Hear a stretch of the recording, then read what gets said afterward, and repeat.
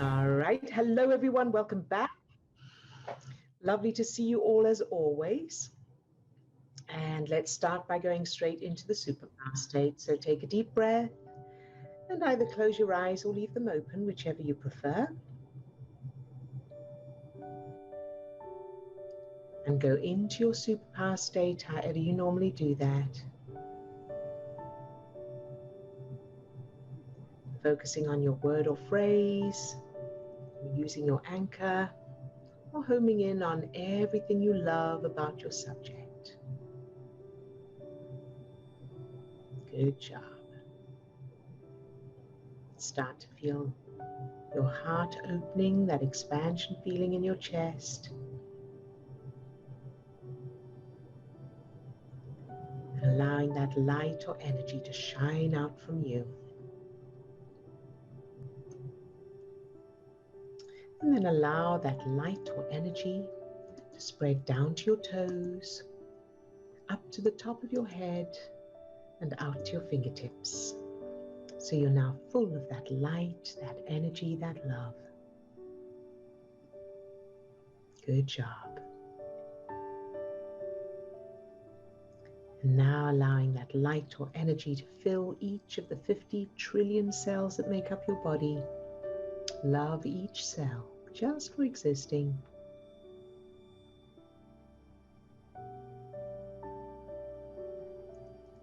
And allowing each cell to produce that light, that energy, that love itself.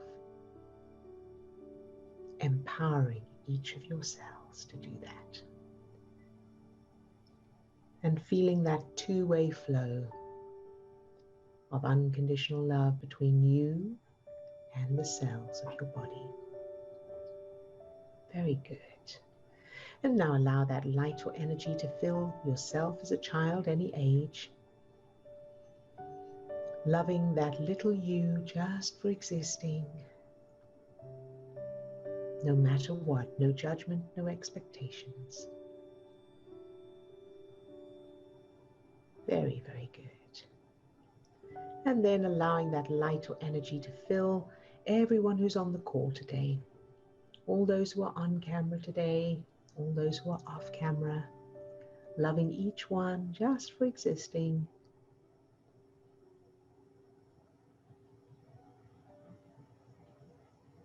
Very good. All right, you can open your eyes if you have them closed. And before I check in with each person to find out how you're doing, I want to, today I want to share with you two important, empowering questions. And these two questions you ask yourself, and you can also, I would recommend writing them down on like a post-it note or putting them in your phone, somewhere where you'll remember them. You'll remember to refer to them. So you can put them in like coffee tin or whatever, somewhere where you'll see them on the bathroom mirror, of course, and so on. And these two questions are,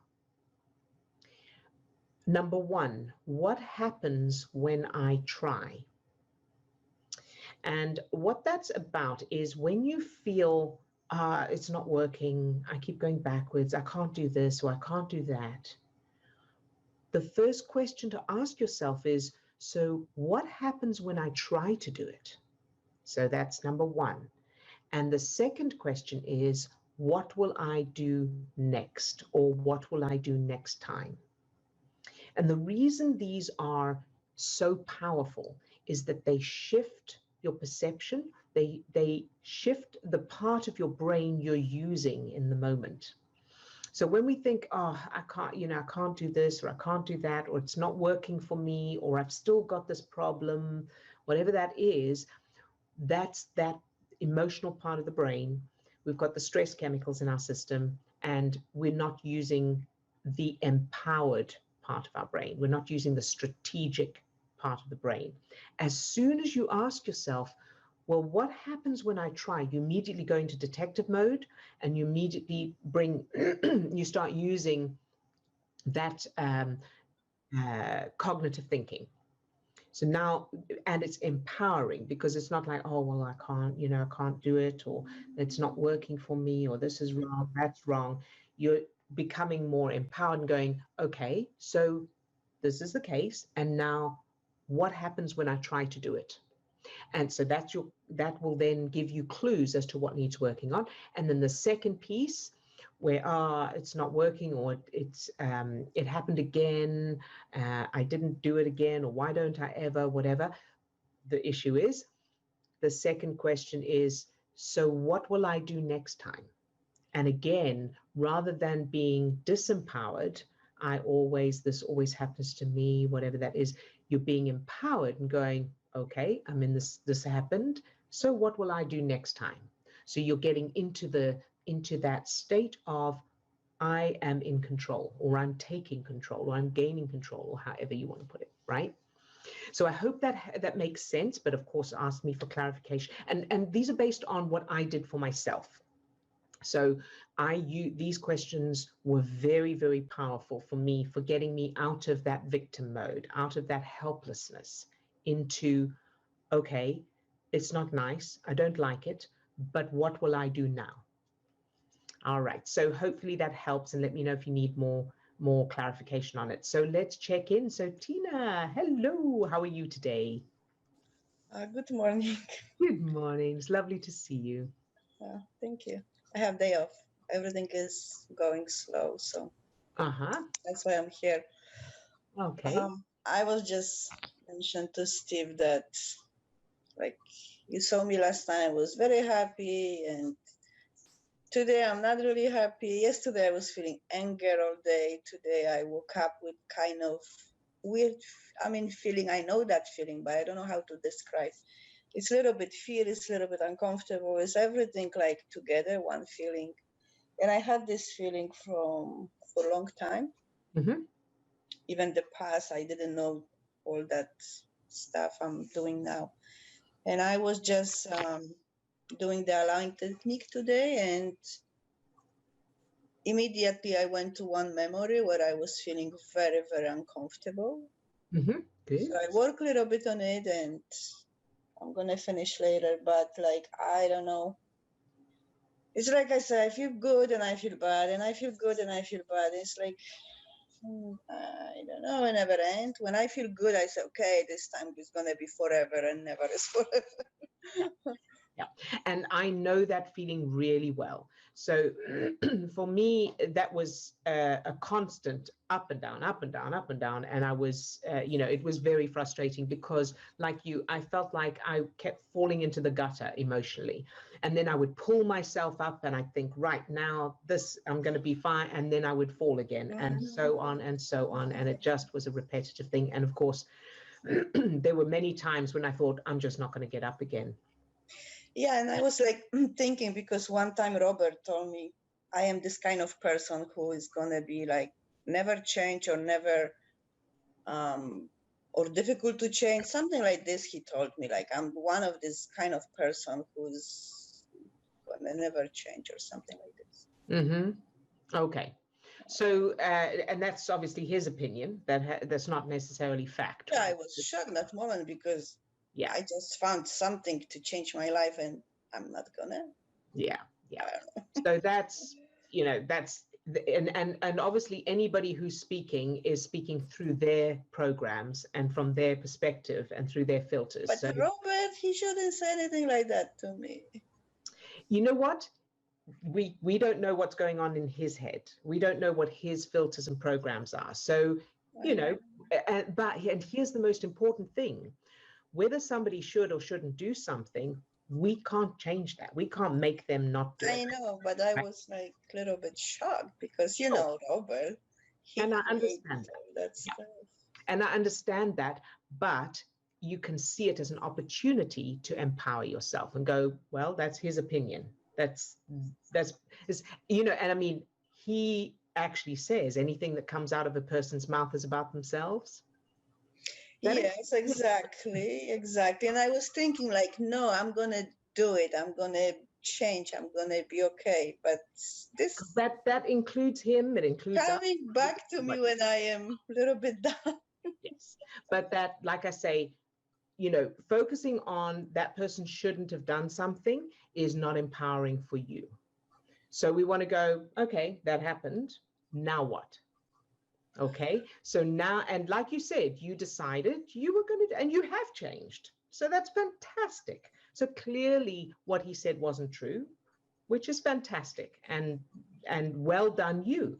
Now, moving forward, we want to make sure that that you keep hold of that wheel, that you keep hold of that control of you, because nobody else, not Steve or I or anybody, can do it. Obviously, can do it for you or replace your control. So, which is great news because it empowers you. So this up and down, I completely get that. Now, here's the difference. So one of the things is, what does it mean to you, the up and downs? But what I want to answer, so, and I'm asking you and then I'm answering it, because what I want to share is that very often the reason it's so up and down is because of our expectations, is because we keep expecting it to, well, like you said, and like I said, now this time it's all going to be fine, or this time I'm going to feel good all the time. And that's not life. That's not being human. What makes the difference is how we react to the up and down. It's always up and down, always. The happiest people in the world, the most successful people in the world, still have up and down because it's relative. No matter how much you get what you want, you still have the dips because that's just human. And that's the way the brain is designed. The difference is that we don't buy into the downs, and we don't go. So I still have down days. I still have times when I feel, and so does Steve. We have times when we feel like, I just don't feel excited. I don't feel, I don't know. It feels like there's nothing I really want to do. I don't feel like doing anything. We have those times too. But the difference is where before I would then get upset about that and think, I've got to do something. And my life is that. And then I'd be looking at all the bad things and all that. Yes. Now, yeah, exactly. We get on that train. Now what I do instead, I go, okay, I know this is just chemicals. It feels like, oh, it's so real, but I know it's just chemicals. And so right now, I am just going to take it easy. I'm going to watch some comedy. I'm going to listen to music. I'm going to go for a walk listening to an audiobook. I'm going to read something. I may just sit. I may just sit in my armchair, looking out of the window, sipping coffee. I'm just going to do whatever. I'm not going to put any pressure on myself, and I'm not going to buy into this. I'm going to coast. So if you see it as like a storm, so there's a storm outside. Now you don't want to go running around in the storm going, why is the storm here? It's so wet, it's so rainy, it's so right? You just want to sit inside and wait for the storm to pass and pass your time in whatever way feels good. Read a book, watch TV, do whatever it takes until the storm is finished. And here's what happens. If you do that, you wake up the next day, usually you're fine. Usually you're fine again. Yeah, I do this sometimes. Sometimes I'm forgetting and depend the feelings. Sometimes they are okay and I do like you said exactly. But sometimes they are really strong and I'm completely like out of everything. Yes. And so that's when the one thing you need to remember is I'm going to give myself a break and I'm going to just do something good, something that feels good. I don't care. I don't care if there's childhood memories and I don't care if there's this and that and I have to do this, that, and the other. I'm just going to watch TV.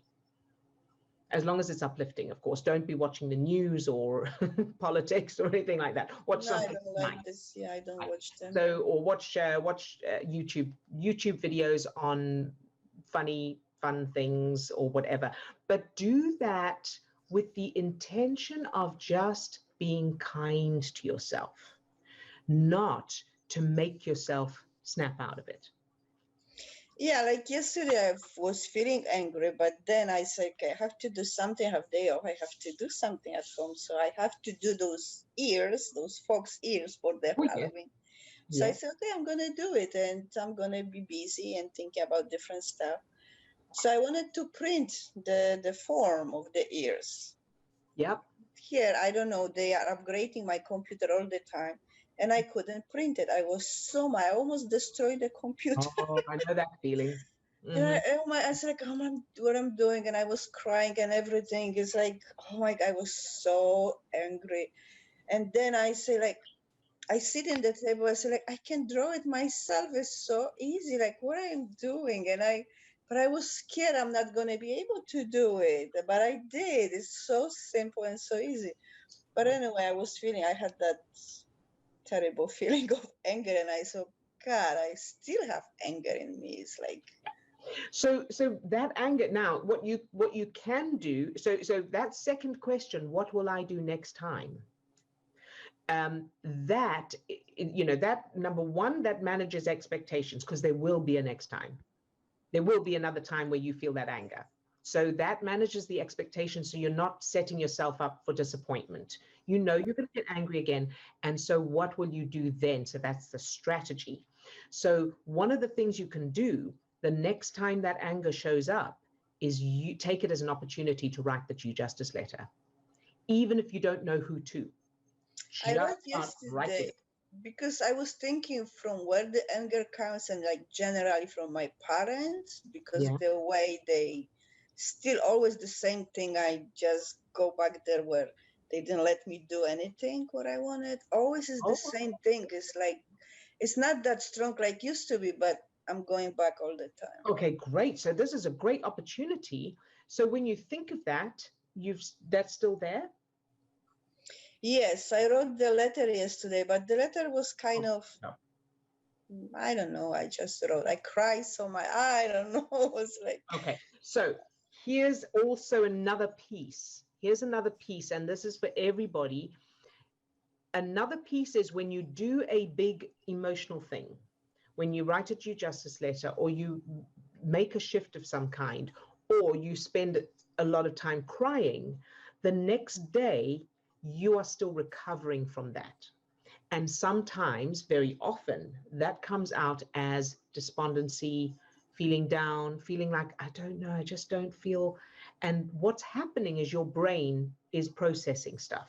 So it's pulling energy and resources from your body in order to process. And so you may feel more tired, you may feel weak, you may just feel like, I don't know, you may feel sensitive, whatever that is. And the answer is the same. Take it easy.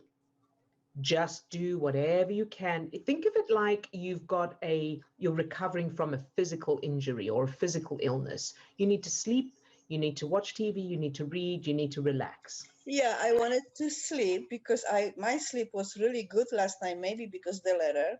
Yeah. But in the morning, 7 o'clock, they cutting grass, really. Every day, almost somebody cutting grass, making noises, like, nice sleep, thank you. So here's another, this is a good one. And I tell you why it's a good one, because I know it so well as well. So there's a lot of similarity between you and me, I have to say, between our experience. So many times. Yeah. So noise. And I learned this from my mother, where, when there's noise and it's and I have, in the past, years ago, I would go next door to neighbors and knock on their door and say, can you please keep it down? I've got one day off. I'm ill, and whatever. I used to get really angry. So frustrating. Yes, and there's a guy next building. He's supervisor. He's like pushing the lifts with the machine twice a day. Like, really, man? Come on. Now, here's what's causing the suffering. What's causing the suffering, this is what I discovered for myself, is not the noise itself. It's what it means. So what it means is they're inconsiderate. How can they do this? Why do they have to do it now? Why do they have to do it every day? Why do they have to be so loud? Those are what's pumping the stress chemicals into your system, not the noise itself. The noise itself could just be background noise. And that's the shift I made in my head. So now when there's noise, there's cutting grass, or the neighbors have got loud music, I deliberately choose to imagine it as background music. And the people are doing whatever they're doing, and it's lovely because I don't have to do it, and I get to sleep. And that helps me. Now, I never used to be able to sleep if there was noise, but now I fall asleep, whatever. doesn't matter, because it's, to me, it's background. They don't need to change. I don't need to change them. What It's do you mean background. Pardon? What do you mean background? Is your background? So like you've got background music going on. Oh, it's like just some... in the background, and it's not something you have to focus on. You know, if you're having a conversation with someone and there's music in the background, you don't pay any attention to the music because you're speaking to the person, right? And for babies, very often you put babies to sleep and you put the tinky, tinky, tinky thing on, the little music thing that helps them relax. Babies usually sleep with noise. They don't. Right. As well. No, now it depends on the parents and how the parents have raised them. So if a parent is very, shh, the baby's sleeping and very quiet, and that, which is the way I was to begin with, I thought, no, shh, don't wait. Whatever you do, don't wake him, because I won't get him back to sleep. But what ended up happening, and my mum said he needs to get used to, which is a joke, which is interesting because it was my mum that used to always go, oh, the noise. But anyway, you know, that's just programs. And she would say he needs to learn to sleep in noise. So that's because otherwise forever he will be waking up. And then, of course, to the other extreme, he actually slept in a little car seat on stage while I was doing a rock and roll show, a rock show. And he was on stage in the noise, and we used to put him in this little car seat with a diaper hanging over the front, and he slept through the whole show. And this is loud music. It's about what we're conditioned to. And if you see it as that, so they're mowing the lawn, they're mowing the grass. Isn't it wonderful that you don't have to mow the grass? That's the way to do it. You can feel sorry for them. You can think, oh, yeah, they're mowing the grass. I'm so glad I get to lie here and sleep because I don't have to do it. They're doing it. That's the way to change, to shift that perception, because you getting upset about them mowing the grass is not going to make them stop.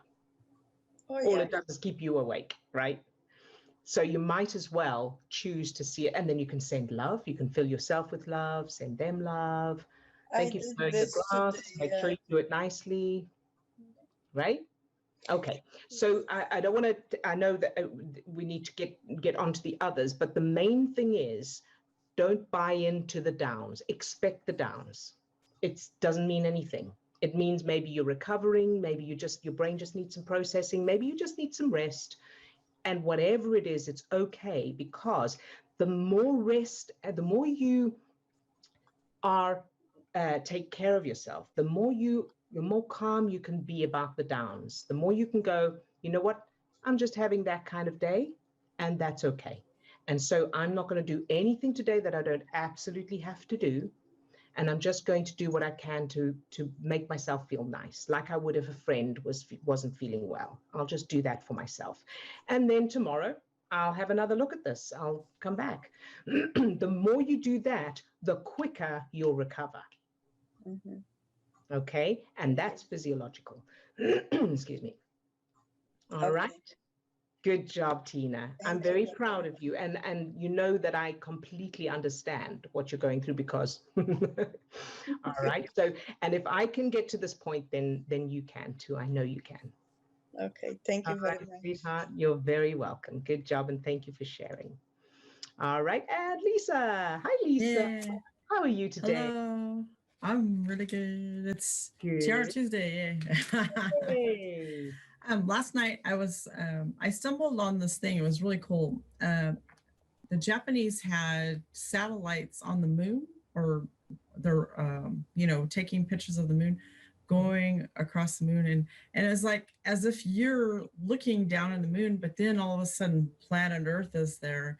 And it was just the most amazing miracle to me, because I was like, oh, I put my little kid's spacesuit on and then looked at the Earth and sent love that way. I was like, oh my God, that's so beautiful. And just the stillness of the Earth was amazing. It's such a gift we have here, and we don't think of that. We're thinking about, Yeah. And it's just so at peace from outer space. Yes, it's pulling your perception out from the details. Yeah, that was Yeah. really cool. So if you ever want to watch it, they have it 24/7.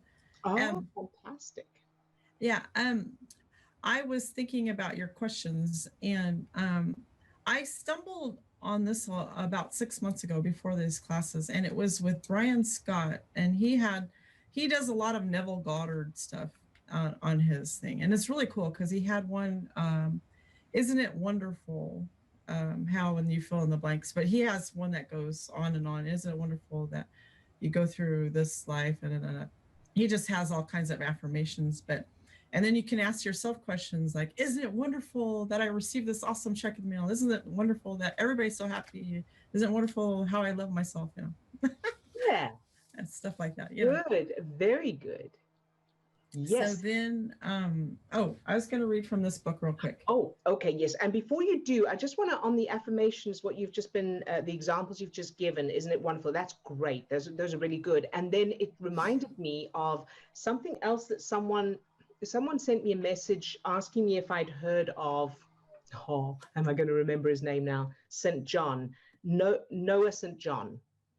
And Noah St. John he came up with afformations as opposed to affirmations.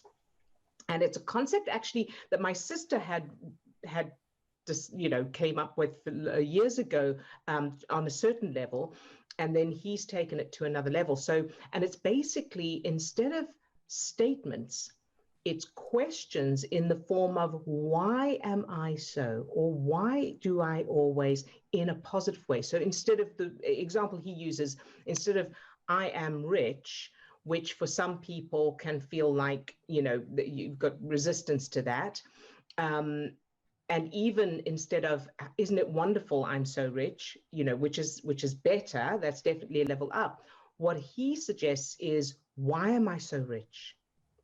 And the reason for that is because the brain is designed to look for answers when we ask a question. And we tend to ask questions like, why do I always struggle? Why does this always happen to me? We ask the negative ones, and that's on automatic. So if you start becoming aware of it and using the question, why is everything always so fabulous for me? Why does everything always work out for me? Why have I got so much love in my life? Why do I always seem to have more than enough money? Why am I so healthy? Whatever that is, and use those questions as affirmations. So you repeat those so that your brain is looking for reasons why that. You like that, Tina? Good. Yeah. Yeah. So you can also look him up, Noah St. John, and get more information. He has an audio book on Audible, which I've listened to, which is very good. It's a short little book, but it's very good. So you can look him up as well. So thank you, Lisa, because that reminded me to share that. Yeah. Well, that week, the week that I won the little lottery jackpot, I did that. I did. Why do I keep receiving lottery jackpot checks in the mail? And it was like 2.5 weeks later, they came in the mail. So you just keep saying, why do I keep receiving this or that? Or now I need to add to this that, of course, that is in addition to using the superpower. So keeping your chemical state and changing the childhood memories, because if you don't change those references to match it, then you could do those affirmations or those, afformations. You could do all of that all day, and your subconscious will still, the GPS coordinates are still set to the old stuff. Of course, you will still end up going to that. So it's in addition. Sorry, Lisa, carry on. Oh, no, that's okay. Because I made it super fun too, So that was, because you could say, whoa, because it's an acting as if, and your body feels it, your mind feels it. It's really cool. So I'll read this real fast. So, it's from this book. On page 42. Getting into a state of unconditional love before going into work, into a meeting, or for an interview will fill you with your power. This will, of course, raise your energy, affect your posture, your presence, body language, tone of voice, the things you say, and your expressions. And it will be natural and automatic result of the state you're in. You'll feel calm and in control, and you will give the impression to others of being confident and competent. So that was good. Fantastic. Thank you for that, Lisa. Yes, a very good point. And again, that's all about physiology, that how you feel affects how you're behaving, even micro expressions and tone of voice and body language and everything that you're not aware of consciously is picked up by others as well. So good job. And thank you so much for sharing that, Lisa. Thank you. Thank you. Oops. My screen jumps every now and then. There we go. All right. And Swasti. Hi, Swasti. How are you today? Hello. Yeah, just following on from Lisa's thing. What was I going to say? Oh yeah, the interview. Yeah, I did that. And today I got an email saying I got the job. Fantastic. Yay, yay, yay, yay. Good job, Swasti. Well done, Angel. That is fantastic. And how do you feel? Yeah, I feel good. But yeah, so I do feel good for that. That's separate. Like, that's amazing. I think I needed that kind of confidence boost because any sort of interview I've attended has not been successful. So I just doubted myself. So that's kind of a You've just physical broken thing. that pattern. Yeah, definitely. So that's amazing. But then in terms of the university form, like, I don't know what they're doing. Like, I've called them up so many times and like different people, and they kind of put on each other that somebody else will handle it. Somebody else will call you, and then they haven't. I'm getting a little bit stressed because the deadline is approaching. Oh. All right. So let's have a look at that. So who's the person who you think is the one that has the say, that gets to, who's at the top or whatever? Well, when I call them up, every time they seem to be in a joint medical meeting. They said the medical staff are in a meeting, like the medical admission staff. And I thought, why are they always in a meeting? Okay, so why they're in a meeting doesn't matter. But when you call, so the last time you spoke to them was when? I think it was 2 o'clock, 1.5 hours today. And what was the result of that? What did they say? Yeah, they said they're in a meeting, so they'll call me. So they took my phone number and said, we'll call you. I said, will it be by 5 o'clock today? They said, we can't promise anything, but we'll try, yeah. So here's how I handled that kind of thing.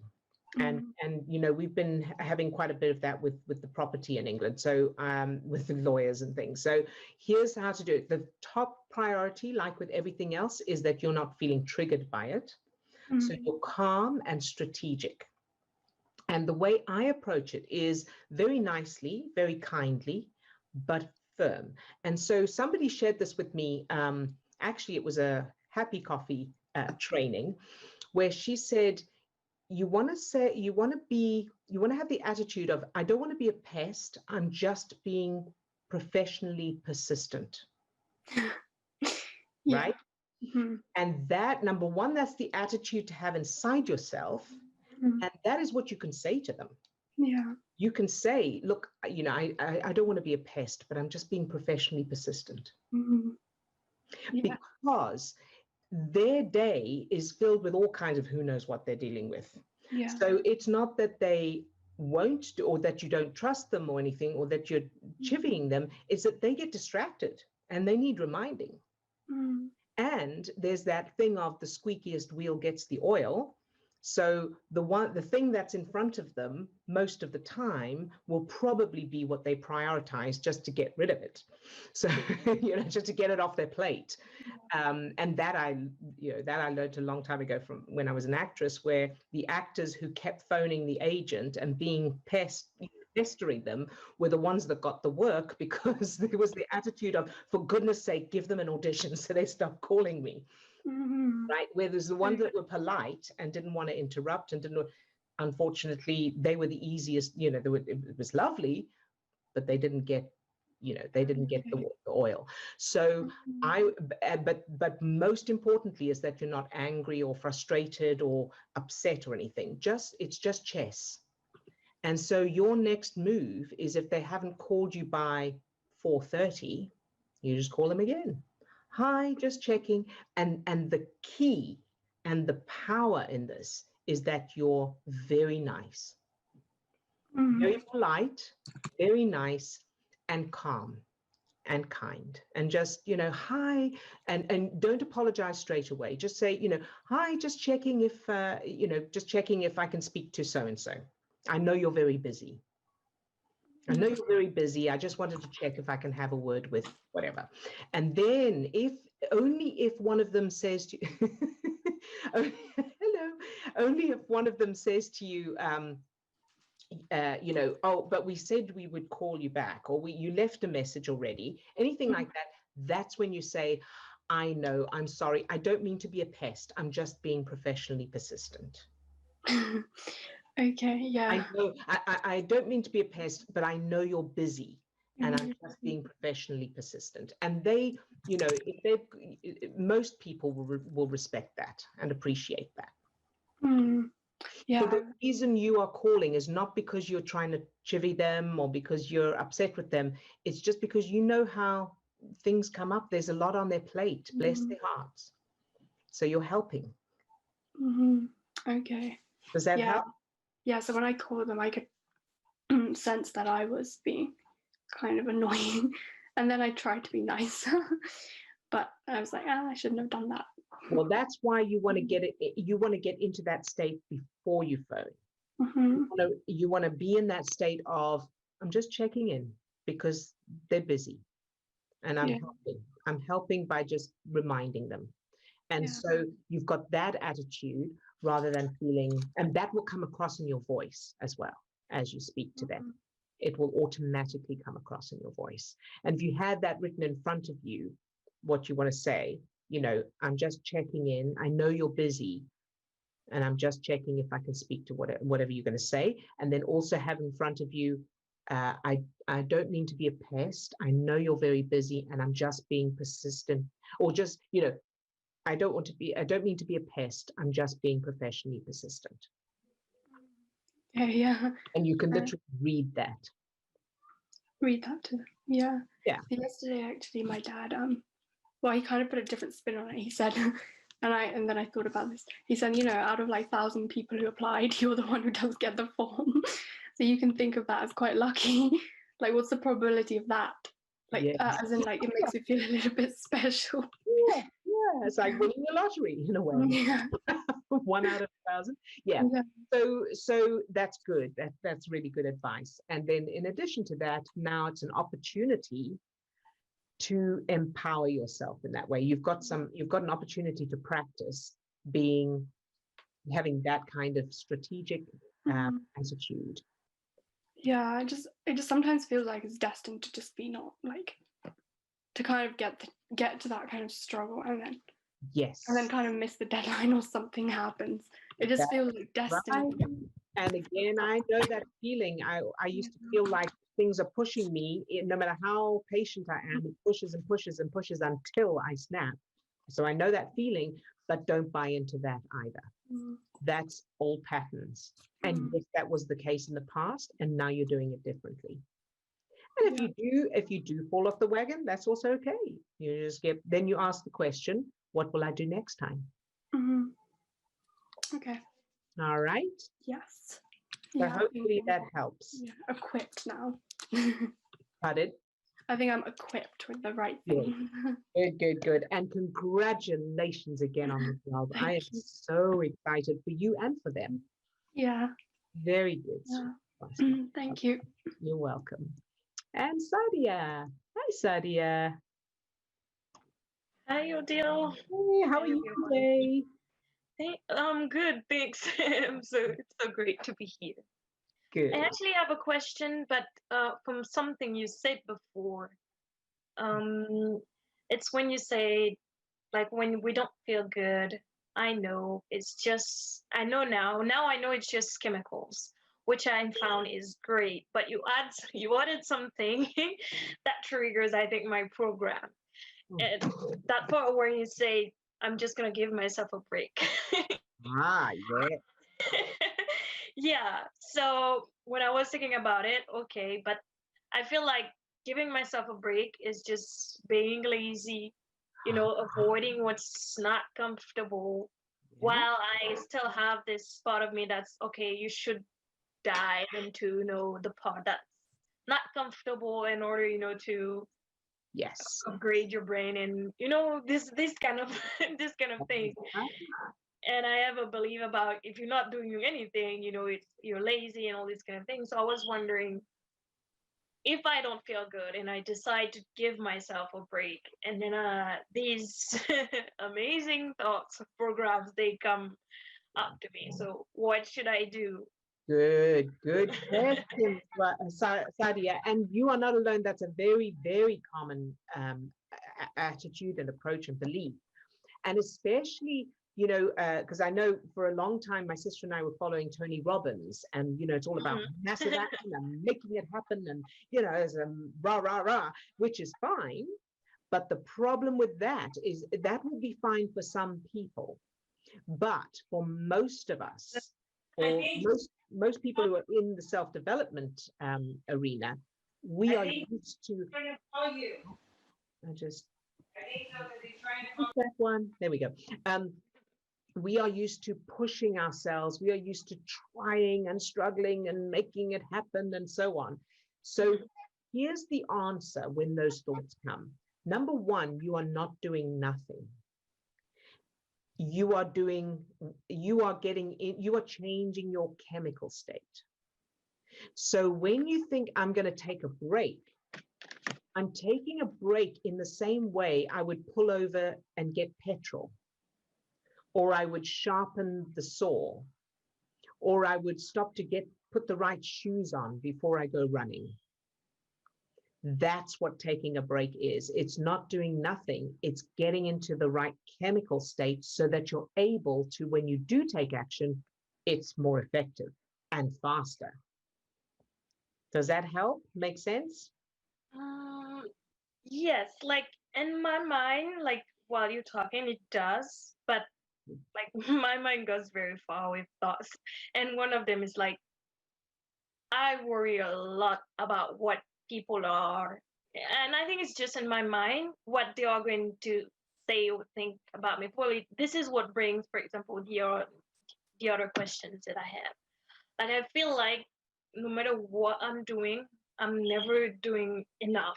It's like, and even like taking a break, it's like, oh, you're lazy, you're not working, and good. It's like it's always there. And I try to address that, but all right. Here's what we're going to do. So the what I've said about you're not doing nothing, you're doing something very important. So everything I've said a moment ago, that's for the conscious logical mind. Okay, those are the facts. Yeah. Now let's look at the programming and the the automated reaction there and the references. So first of all, think about taking a break and whatever that means, and think about what other people say or think, and the fact that it means you're lazy, whatever you've just described there, think about that and tell me how it feels when you think that way, when you think about those things.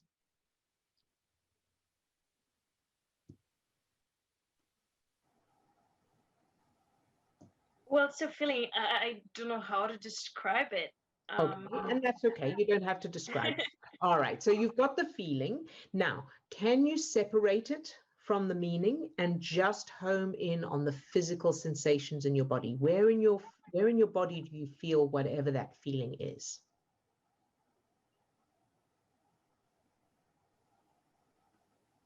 My head. Your head, that's okay, good. So this feeling of you're going to take a break and it's lazy and what people will say and all that, can you just focus in on the feeling in your head, whatever that feeling is, and just allow it to be there? It's okay for it to be there. You don't have to stop it. You can do that? Mm-hmm. Good job. Very, very good.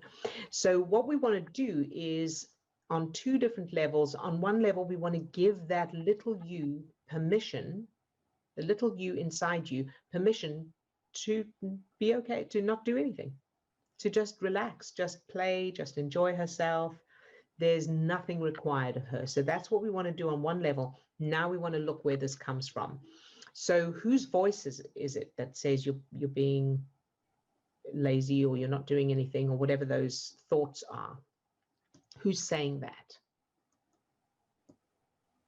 Or who did you learn that from, or how did you learn it? Would that be weird if I said it's like from an entire society? Like not my entire, but cultural things, my environment, my mom. Like I can hear lots of voices in my head saying like, you're being lazy, not doing this. That makes perfect sense. Absolutely, it makes sense that it would be a whole culture and or a society. So that's perfect. Good job, Sadia. So now I want you to go back in time and go back to your childhood and see if you can imagine that you come from that your culture, the whole country, the whole culture, the whole society is the complete opposite. And everybody's relaxed and everything's cool. So everything's relaxed and easygoing, and whenever it'll be fine, and everyone's happy and doing what they love. And if they don't feel like it, they don't do it. And your parents are teaching you that and saying, now, it's very important. And you're taught that in school as well. The most important thing is how you're feeling, because so basically what we teach you here, let them teach you that. So the most important thing is how you're feeling. It's not what you're doing, it's how you're feeling, because how you're feeling determines what you do and how that goes. Like you can do running, but if you're running in flip-flops, it's going to be more difficult and you're not going to get as far as fast, right? And so the action, think of the action as running. Okay, so whatever action you're doing, that equals running. Now, stopping to get into a feel-good state, however you do that. So whether that's just taking a break, or whether it's taking a walk, or whether it's watching TV to feel, uplifting stuff, whether it's listening to music, whatever it is, the whatever you do, or even if it's just sitting, sleeping, or dozing, or just staring out the window, whatever feels good, that is like putting on the right running shoes before you then take the action. So taking a break doesn't mean you're never going to do whatever it is. It just means you're sharpening the saw. You're putting on the right running shoes. So that's what, and I'm saying all this because we know this now consciously, but this is what you want to instill in your childhood. All of that, you want that little you to be hearing it and witnessing it from your parents, your grandparents, society, school, your culture. Install that in all of that foundation. So you can create memories that represent that. So you can see your parents relaxing, and perhaps your mum says to your dad, are you going to, or your dad says to your mum, whichever way around, are you going to work today? And your dad says, no, I don't feel like it. I think I'm just going to take a break today. I'll come back to it tomorrow refreshed. Right? That's going to be tricky, like for me, because like it goes against, the whole programs. Very good. So this is a great example, Sadia. Thank you for this. So what happens when you try to imagine that? Because bearing in mind, so the other thing to remember is that they're not here. There's nobody, they're not here. They can't fit inside your head. All you're doing by imagining that is just firing your neurons in a different pattern. That's all. Mm-hmm. It's just imagination. So it doesn't have to make sense. And there doesn't have to be like, proof or evidence from reality, because your subconscious doesn't know anyway. Right? Yeah. So just like when you watch a movie, so when you watch a movie, you don't go, yeah, but that's not real. But that couldn't have, because that's not real, right? You don't watch a movie like Jurassic Park or something and go, yeah, but that's unrealistic because dinosaurs never existed, or sorry, not never existed, but you know what I mean? They can't come back because of this. And then if that was it, why is everyone American? What about the rest of the world? I mean, we don't watch movies like that generally. We just allow ourselves to be into the movie and enjoy it, right? And this is the same. This is the same. So allow yourself. So only we allow or disallow inside ourselves. So you have the power to allow yourself that experience of imagining it all differently. How does that sound? Excited. Yeah, I'm excited on trying this new one and let you know what I think of it. Yes, good job. Very This good. one is going to be interesting. Yeah. Yes, indeed. And of course, remember the generational rewrite, the meditation, that little video on YouTube. Watch, listen to that, follow along with it if you need to change their childhoods, everybody's childhoods, the whole history of that culture, right? And the main thing is, it's all just neurons firing in a different pattern. It's just imagination. Right? Okay. Yeah. Good job, Sadia. I'm proud of you, sweetheart. Very, very good. And so you keep doing that. And then once you've established that, then think again about the idea of taking a break. Now, how does it feel to take a break? And if you still have resistance there or thought, then just do the same thing. And what you're aiming for is that when you think about taking a break, it makes perfect sense. And you think, yeah, of course, I'm going to take a break, just like I'm going to put on the right running shoes, or I'm going to put petrol in the car before I try and drive to another city, or whatever it is. All right. Yes. Good. Yay. Very, very good. Good job. And thank you for sharing that. All right. And questions. I saw a couple of them. Oh, we can't hear you. Sorry about that. Yes, question. I need help for a stepping stone. I am working on trust issues in relationship. I'm coming to something like, I believed something and discovered that it's not true. And I am so shocked that I don't trust anyone, anything anymore. And I'm looking at clues in the situation to prove that I'm right not to trust. I have no idea what it could be in my childhood, the event where I discovered something not true, therefore I cannot imagine a stepping stone. Thank you. Okay, very good. Can I unmute you? Or can you unmute yourself? So I can, there you go. Hey, Sylvie, how you doing? Hello. Hey, sweetheart. You hear All me? right. Yes, thank you. So, so how does it, what's the feeling when, so you believed something and then you discovered that it's not true. And so you're shocked and you don't trust anyone. So now, not trusting, that is protection. So that's why it's hard to just let it go, right? Because that's a part of you that's making sure that you're not going to be let down again in the future.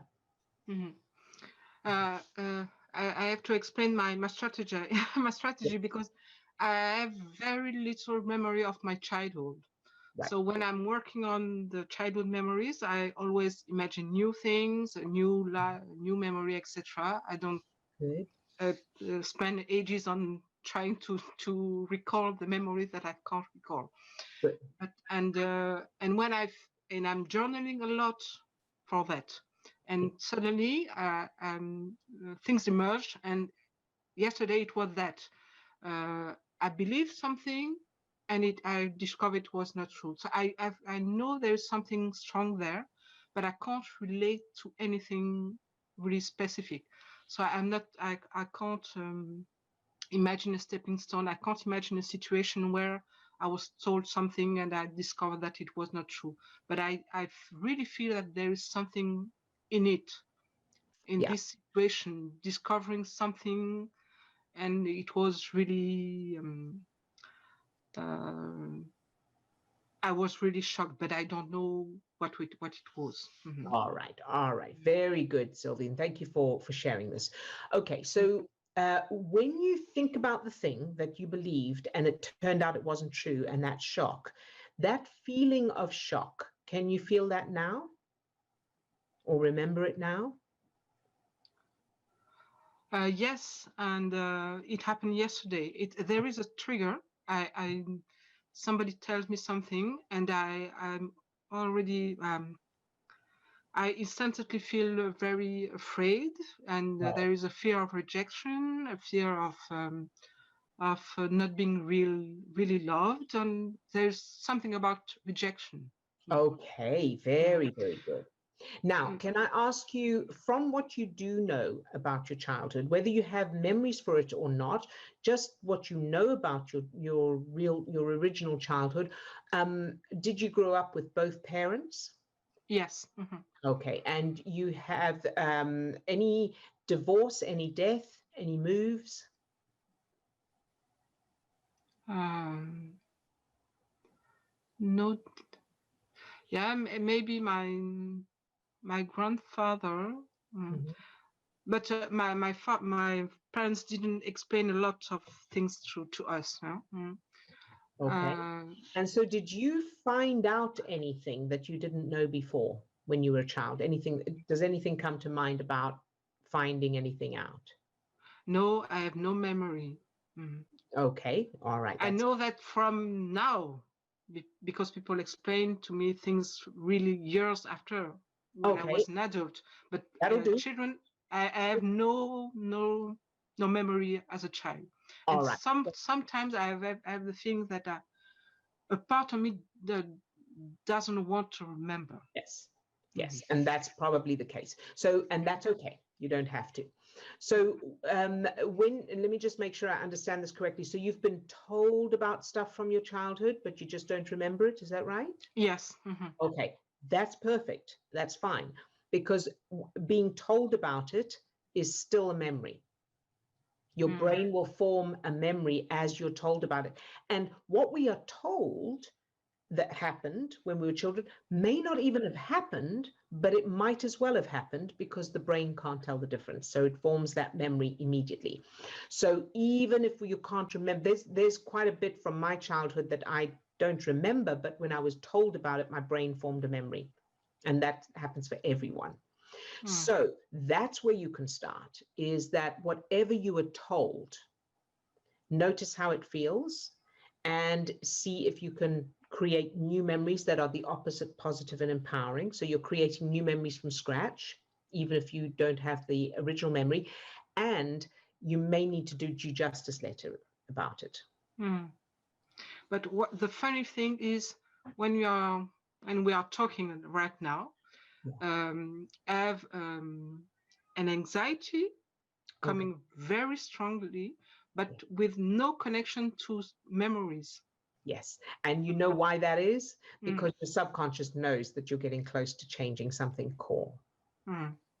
So what's happening? Because I was remembering maybe my grandfather, maybe the death of my grandfather, or etc.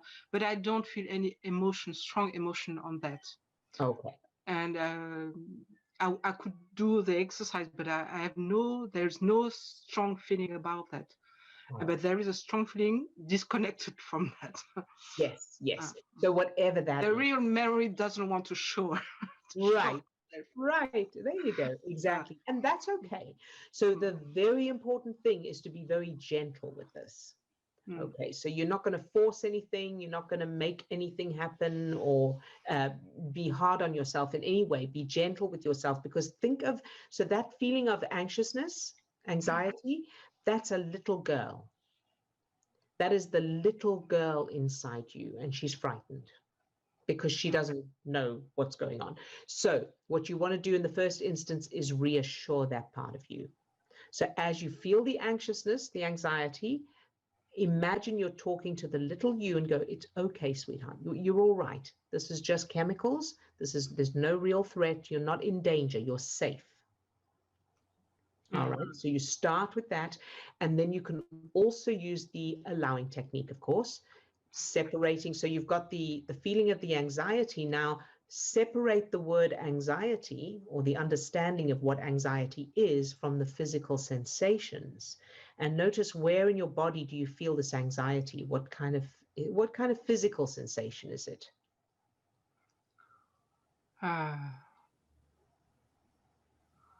It's really tight in my throat, in my chest, on the plexus.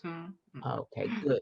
So now I want you to just home in on the physical sensation of the tightness in your throat and the tightness in your chest and your solar plexus. And just notice the physical sensation like you would if your hand was on your leg. Can you do that? Yes.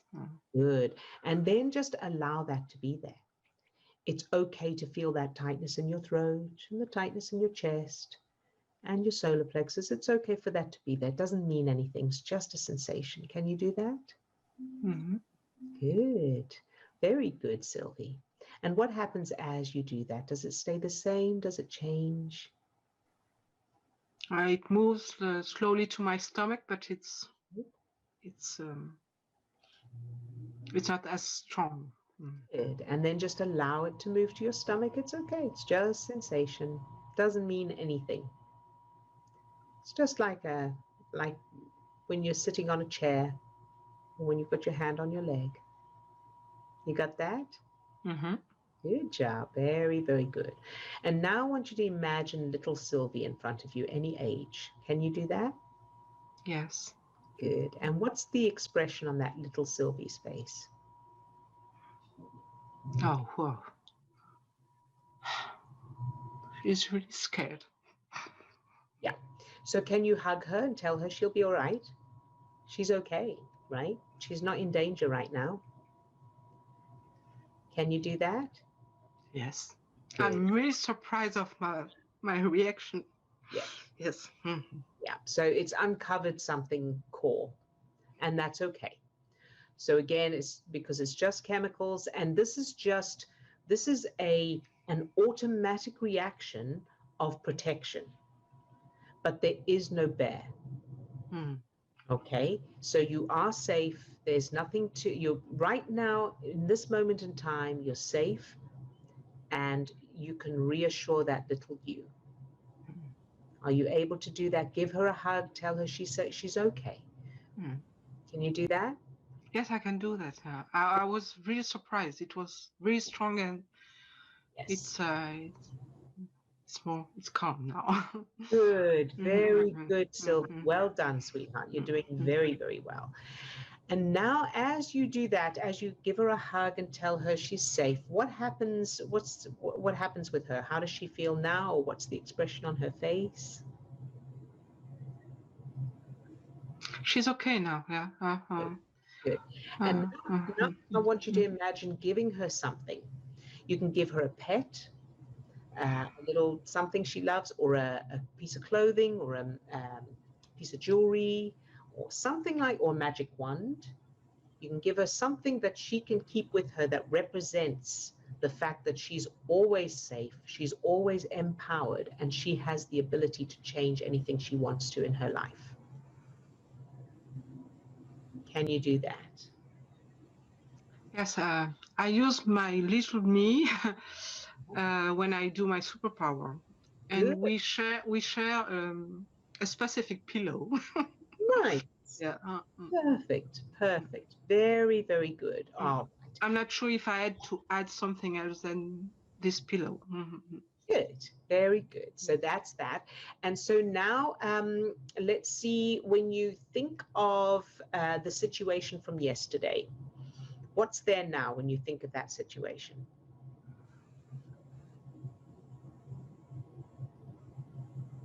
It's not triggering. It's not a trigger that strong anymore. It's something different. Yeah. Very good. And what would be the worst thing about this thing from yesterday? What would be the worst result or worst case scenario? And you don't have to give details, or you can just say you've got something if you want to. Yes, I've got it. All right. So I want you to think about that worst case scenario and think about, so then what? What will you do then? Can you do that? Oh yes, it's just that I can't please everybody. Sorry, what was that? I can't please everybody. Please everybody, right? Very good. And so now get into that superpower state. So use that little you and get into that superpower state where you're feeling full of unconditional love and you fill all of your cells. Let me know when you're there. Yes. Yeah. Good, very good.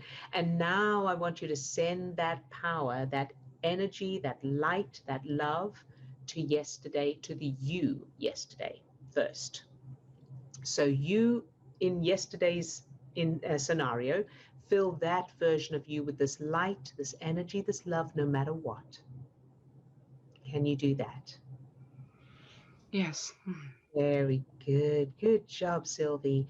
And now allow that light, that energy to overflow from that version of you and fill everyone and everything else involved. No matter what the consequences or results, no matter what happens, just shine that light into any darkness.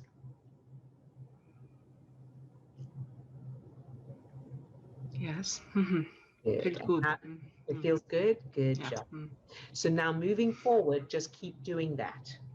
Okay, so as soon as your mind wanders off to the negative, just bring it back gently and go back into this, give the little you a hug, make sure you've got your pillow, and then get into that state and send that love to whatever may happen. That's where your power is. Does that sound good? Thank you. Yes, thank you. Good. You're very, very welcome, Sylvie. Good job, and thank you for sharing, sweetheart. Excellent. And I've just seen in the chat, Swasti says, I just got the form. Yes, Swasti, look at that. You didn't even have to make that other call. I'm just going to unmute you briefly. Yay! Good. So how do you feel now? Yeah, it feels good. Yeah, I just got a call and she said she's going to send it in 10 minutes. She said, yeah, we've shortlisted you. But processing it officially in the next 2 days, which is fine. What? At least I have the form now. Thank God. Yes. Good job, you. And so getting to that state where you're calm and you're feeling good and then you allow things like that to happen. Rather than wrestling with it, right? Good job, sweetheart. I'm so excited for you. Thank you. Thank you for your help. Of course, you're very, very welcome. Good job. So now you've got the job and the form. Fantastic. Sorry, Steve. Nope. One more quick question. I take a little spill or have a fall and think to myself, oh, this stuff doesn't work because this would have happened either way. Is that just the chemicals talking? Okay. Oh, absolutely. For a start, yes. Chemicals and programs.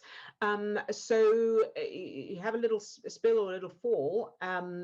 And so this goes back to that suggestion I gave everyone of what do you answer? So when you have a negative thought, it's only you inside there. So no one else is going to answer. So when you have that negative thought, what do you answer to yourself? Most of us, most of the time, don't answer. We just go along with the negative. But if you start becoming aware and going, okay, so what's my answer to that? What would I say? In other words, if a friend said that to me.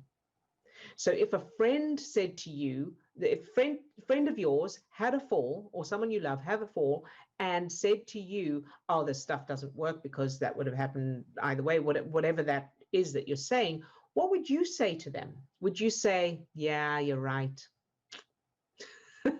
Shame, that's terrible, but hey, that's life, that's you, right? You wouldn't say that, would you? You go, well, no, it's okay because that happens. Sometimes, you know, life is not, progress is not a straight line. It goes up and down, but overall you're on an upward trend as long as you keep, you know, doing the things, keeping your focus, choosing your focus, but sometimes we fall off and that's okay. What determines the difference is whether we buy into it or not, whether we see the storm as a passing thing. So I fell now, doesn't mean I'm going to stay falling all the time. It's just part of the journey. And what makes the difference is that I go, okay, so what will I do next time? So those questions. So what happens when I try, if I'm trying to do something and I'm not, or something's not working for me, what happens when I try? So this also all boils down to, and Steve and I were talking about this morning, everything boils down to chemical state, brain chemistry, and childhood memories. So if you're wondering about anything at all, you can ask yourself, okay, so what am I doing to change the brain chemistry? Am I focusing on something positive? Am I doing something that feels good? Am I taking a break? Am I doing, whatever it takes to feel good, whatever techniques work for you at the time? Sometimes they're different, sometimes watching comedy works, sometimes it doesn't. Then choose something else. Keep changing it until you find something that works for you right then in that moment. And if nothing else works, then just sit and be okay to just be okay. Do the allowing exercise. Brain chemistry. Second question, is my childhood perfect? So overall general, when I think of my childhood, what's the first thing that comes to mind? Did I have the perfect childhood right now? In other words, do I have a whole new childhood where everyone is happy, healthy, wealthy, loves each other, loves me, and all of that? Is it like that? And if not, that's okay. Then just change whatever's come to mind, or start from the beginning, create a whole new childhood. But know that number one, everything boils down to brain chemistry and childhood memories. And number two, you have complete control over those. You always have that option, that choice, even though sometimes it really doesn't feel like it, because the stress chemicals are difficult. And then in those moments when it feels like you have no control, that's when you can choose, watch these videos, or watch an uplifting TED talk, or focus on your beautiful color, being surrounded by your color. Do whatever you can. All right, so I hope that helps. If not, let me know. All right. And Steve, anything else, or was that? Oh, good. You're very welcome, sweetheart. Excellent. Is that it? There was another note up there from that I sent you from Chris.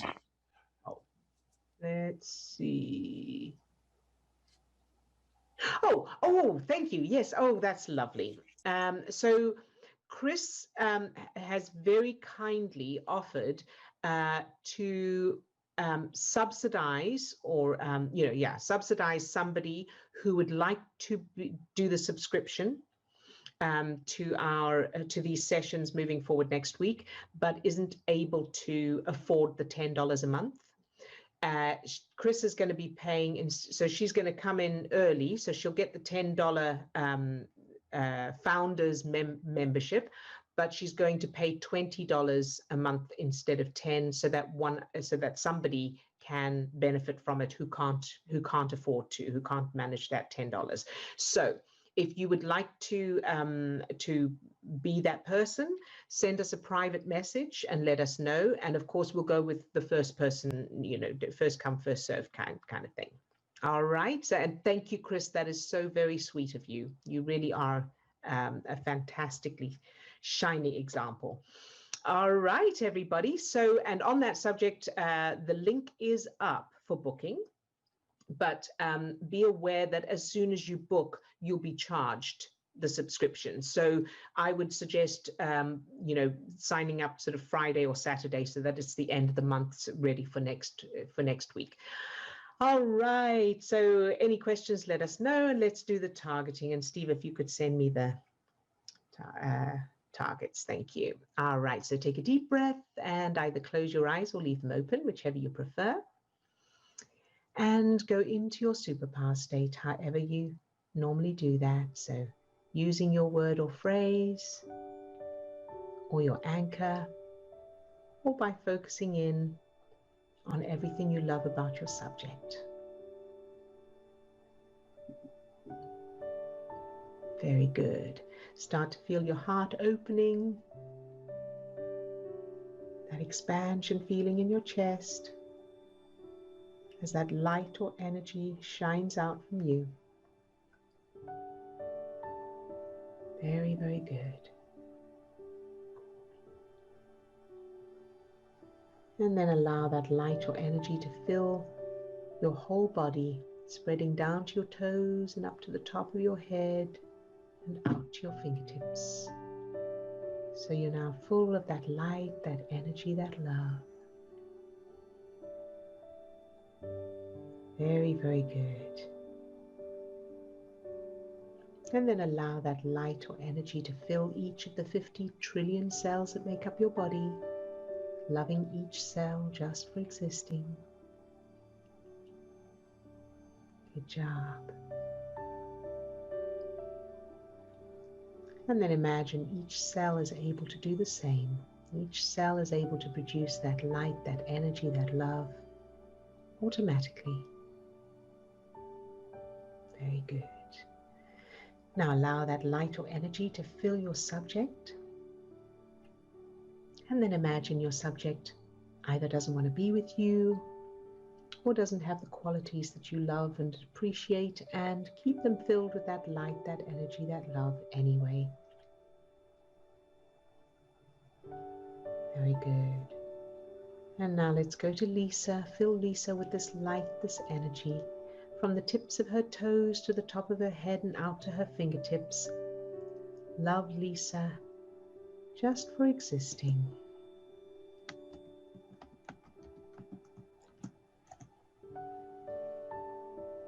Very good. Good job.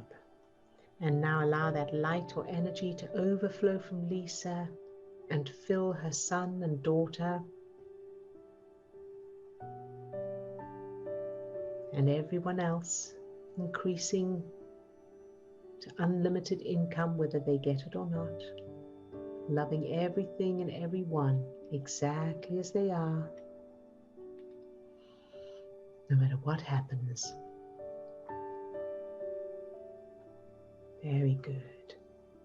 And now to Swasti. Fill Swasti with that light, that energy, from the tips of her toes to the top of her head and out to her fingertips. Love Swasti, just for existing.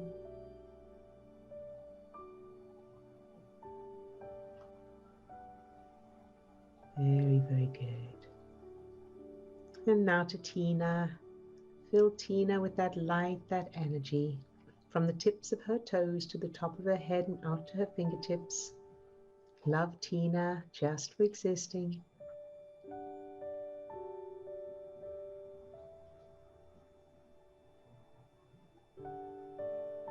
Good job. And now to Sadia. Fill Sadia with this same light, this energy, from the tips of her toes to the top of her head and out to her fingertips. Love Sadia, just for existing.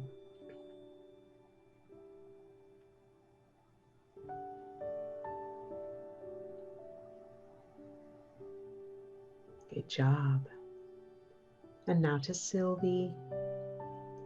Fill Sylvie with this same light, this energy, from the tips of her toes to the top of her head and out to her fingertips. Love Sylvie, just for existing.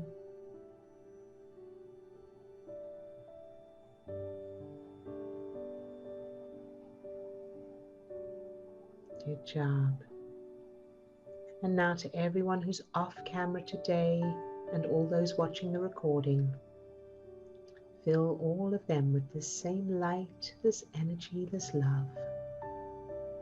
From the tips of their toes to the top of their heads and out to the fingertips. Love each one just for existing,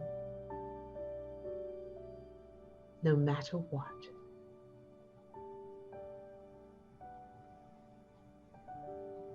And surge. Very good. And surge again. Good job, everybody. All right.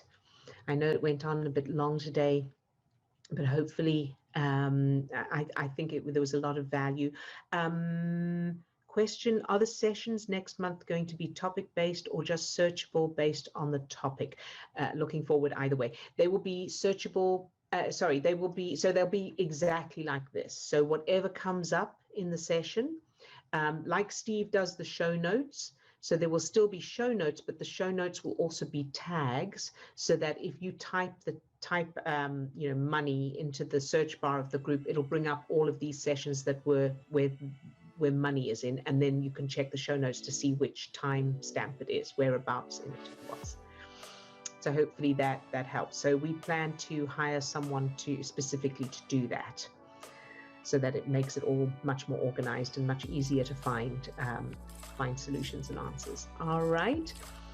Lots of love to all of you. Have a fantastic rest of your time. A huge congratulations to Swasti again on both counts. Good job. All right, everybody. Bye-bye now.